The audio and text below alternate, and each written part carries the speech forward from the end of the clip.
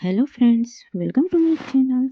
और आज मैं लेके आई हूँ राजस्थानी थाली की रेसिपी, जो दाल बाटी और चूरमा की रेसिपी है। तो आज इन सब की रेसिपी आप लोगों के साथ शेयर करेंगे। इन्हें बनाना बहुत ही आसान है और खाने में तो बहुत ही ज़्यादा टेस्टी लगते हैं। तो आप भी ज़रूर ट्राई कीजिए। तो आज की मेरी रेसिपी आप लोगों को अच्छी लगती है तो लाइक कीजिए और चैनल को सब्सक्राइब करना बिल्कुल मत भूलिए।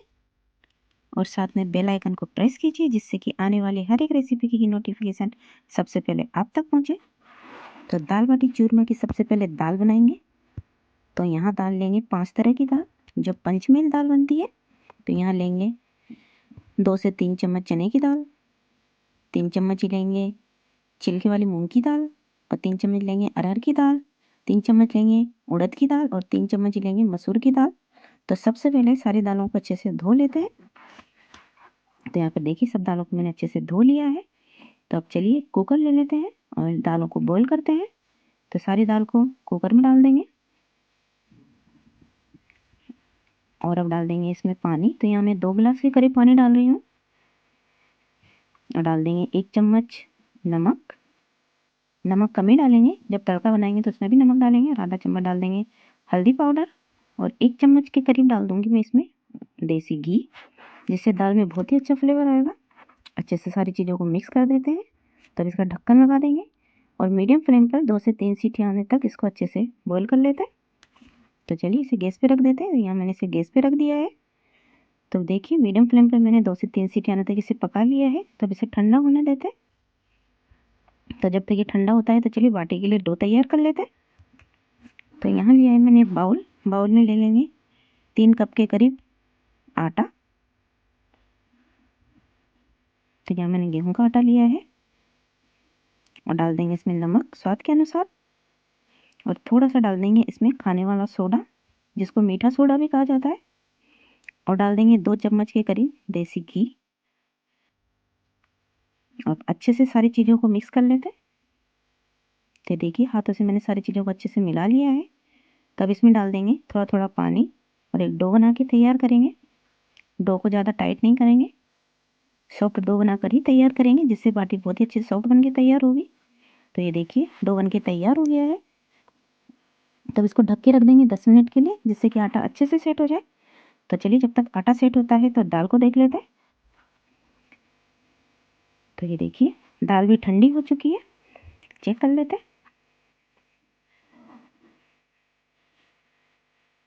तो ये देखिए कितने अच्छे से दाल पक चुकी है। तब चम्मच से इसी तरह थोड़ा मैश कर देंगे, जिससे कि दाल अच्छे से मैश हो जाए।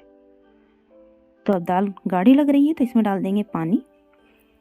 तो यहाँ मैं डाल रही हूँ 1.5 गिलास के करीब पानी।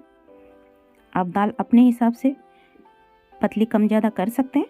तो यहाँ पर मैंने 1.5 गिलास पानी डाल दिया है। तो मैं दाल को बस इतना ही पतला रखूँगी। तो अब चलिए दाल में तड़का लगाते हैं। तो उसके लिए रख देंगे कढ़ाई गर्म होने के लिए। तो यहाँ मैंने रख दिया है कढ़ाई। कढ़ाई गर्म हो चुकी है तो उसमें डाल देंगे 2 चम्मच के करीब सरसों का तेल। और तड़के के लिए लिया है मैंने यहाँ पर 2 मीडियम साइज के प्याज, जिसको मैंने बारीक बारीक कट कर लिया है। थोड़ा सा लिया है अदरक और थोड़ा सा लिया है लहसुन, जिसको भी बारीक बारीक कट कर लिया है। 2 से 3 लिए हरी मिर्च, जिसको भी बारीक बारीक कट कर लिया है। और 2 लेंगे मीडियम साइज के टमाटर, जिनको भी बारीक बारीक काट लेंगे। तो अब लेंगे यहाँ पे कुछ खड़े मसाले, जिसमें लेंगे 1 टुकड़ा दालचीनी का, 2 से 3 लेंगे हरी इलायची, 2 से 3 लेंगे लौंग, और 2 से 3 लेंगे काली मिर्च, और थोड़ा सा लेंगे जीरा। तो सारी चीज़ों को तेल में डाल देते हैं। और साथ में लेंगे 2 सूखी लाल मिर्च। और 1 मिनट के लिए इन्हें चटकने देते हैं। तो देखिए मसाले को अच्छे से मैंने चटका लिया है। तो अब डाल देंगे इसमें अदरक, लहसुन और हरी मिर्च। और अब 1 मिनट के लिए मीडियम फ्लेम पर इन्हें भून लेते हैं। गैस का फ्लेम मीडियम ही रखेंगे। तो 1 मिनट के लिए देखिए मीडियम फ्लेम पर मैंने इसे फ्राई कर लिया है। तो अब डाल देंगे इसमें कटा हुआ प्याज। और अब प्याज को भी 2 से 3 मिनट के लिए फ्राई कर लेते हैं, जिससे कि प्याज अच्छे से फ्राई हो जाए, प्याज में बिल्कुल भी कच्चापन ना रहे। तो ये देखिए प्याज को भी मैंने अच्छे से फ्राई कर लिया है। कितने अच्छे से प्याज देखिए फ्राई हो चुका है। तो अब इसमें डाल देंगे कटे हुए टमाटर, टमाटर को भी अच्छे से प्याज के साथ मिला लेते हैं। तो यहाँ पर मैंने प्याज को टमाटर को अच्छे से मिला लिया है। तो अब डालेंगे इसमें कुछ सूखे मसाले। तो डालेंगे आधा चम्मच नमक, नमक कम ही डालेंगे क्योंकि दाल बोल किया था तो उसमें भी नमक डाला था।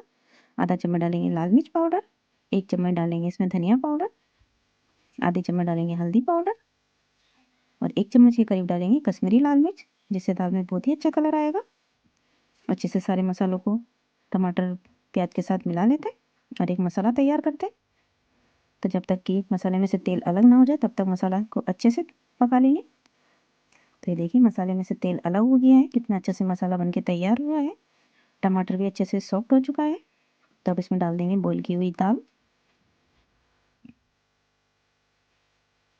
और गैस का फ्लेम हाई कर देंगे और दाल को सारे मसालों के साथ अच्छे से मिला लेते हैं और दाल में उबाल आने देते हैं।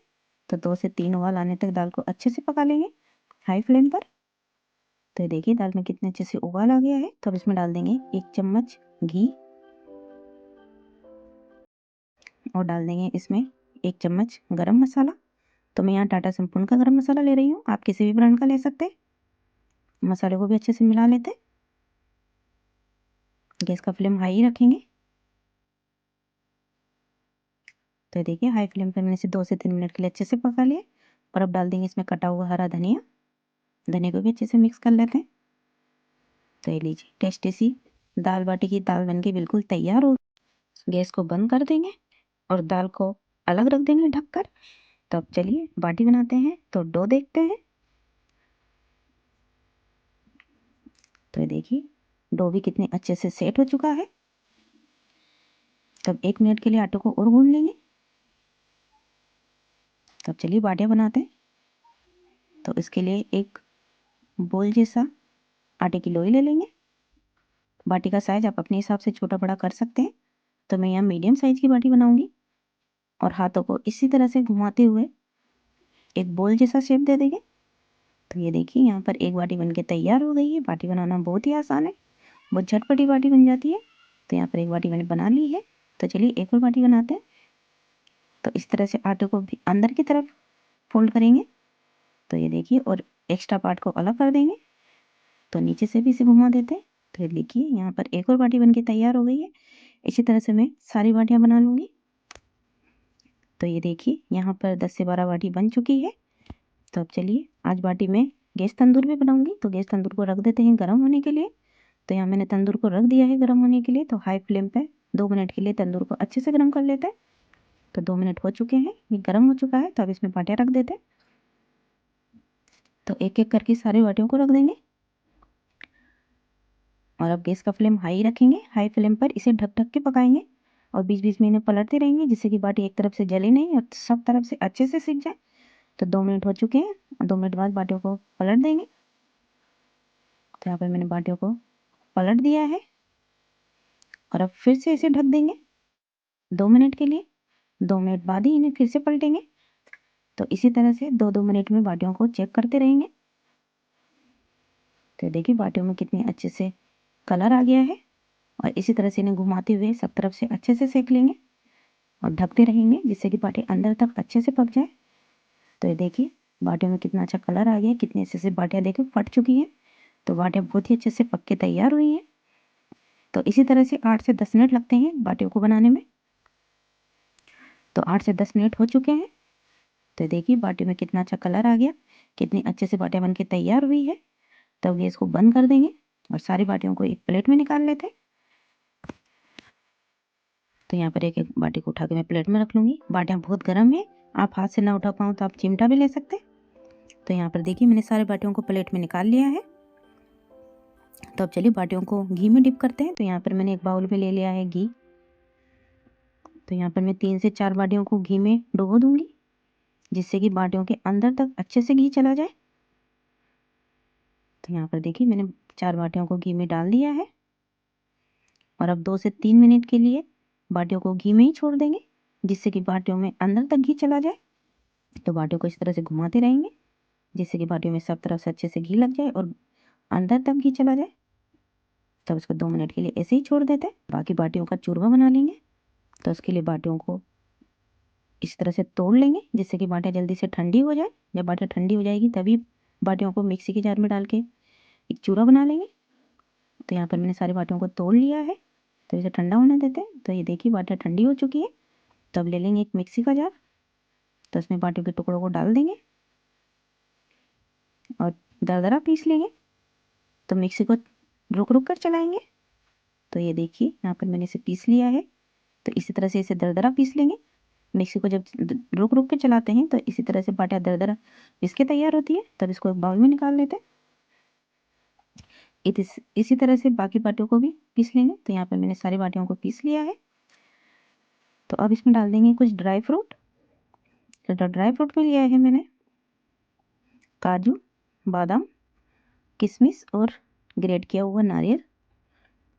तो काजू को और बादाम को देखिए मैंने इस तरह से छोटे छोटे पीस में कट कर लिया है।